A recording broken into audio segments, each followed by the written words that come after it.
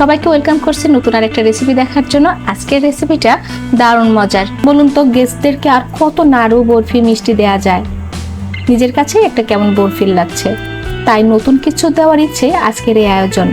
বানাচ্ছি ক্রিমি সেমাই পুডিং। তো এখানে সেমাই লাগছে খিল সেমাই, আপনি যে কোনো ব্র্যান্ডেরই নিতে পারেন। আমি এখানে কুলসন সেমাই ব্যবহার করেছি। তো লাগবে 2 কাপ। সেমাইটাকে হাত দিয়ে ভাঙলেই সুন্দরভাবে গুঁড়া হয়ে যাবে। আসলে এটা কোনো কঠিন কাজ না, সেমাইগুলো এমনিতেই খুব মসমসে থাকে, তারপরে হাত দিয়ে একটু চাপ দিলেই হয়ে যাবে।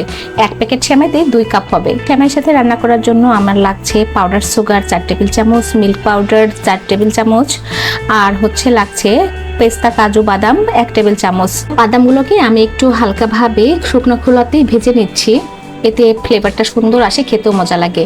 আর লাগছে আমার 2 টেবিল চামচ ঘি, এতে আমি সেমাইগুলো ভাজবো। আমি সেমাইগুলো মিডিয়াম লো হিটে 3 থেকে 4 মিনিট ভাজবো। কখনোই হাই হিট দেওয়া যাবে না, এতে সেমাইগুলো দ্রুত সময়ে পুড়ে যাবে। 4 মিনিট পর আমি একে একে পাউডার সুগার, মিল্ক পাউডার এবং পেস্তা বাদাম দিয়ে ভালো করে মিশিয়ে রান্না করব 1 থেকে 2 মিনিট। মাশাআল্লাহ, দেখুন সেমাই ভাজাটা কমপ্লিট হয়ে গেছে, দারুণ একটা কালার আসছে। পরিবেশনের জন্য প্রথম ধাপের সেমাই সেট করার পালা। এই ডেজার্টটা পরিবেশনের জন্য কাঁচের পাত্রের প্রয়োজন।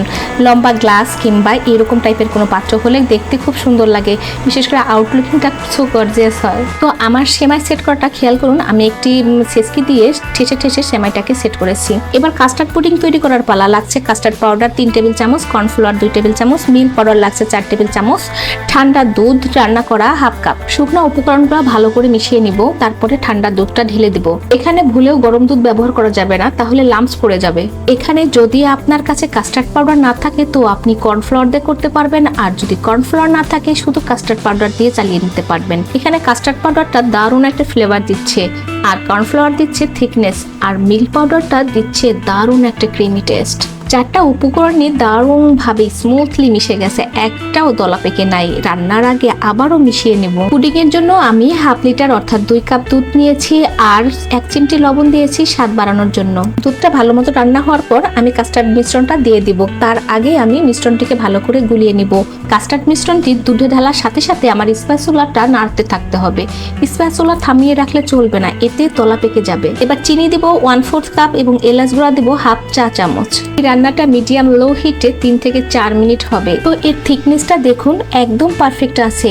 এর থেকেও যদি একটু পাতলা হয় সমস্যা নেই, কারণ এটি ঠান্ডা হলে জমে যাবে। তো প্রথমে যে গ্লাসটাতে আমি সেমাই সেট করেছিলাম সেই গ্লাসে এবার পুডিংটা ঢেলে দিব। পুডিংটা ঢেলে দেওয়ার পরে এর উপরে আমরা আবারও এক্সট্রা ভাবে সেমাই দিয়ে দিব। সেমাই দেওয়ার পরে আমি গার্নিশিং এর জন্য কিছু পেস্তা বাদাম স্লাইস করে রেখে দিয়েছিলাম, এটা দিয়ে দিচ্ছি।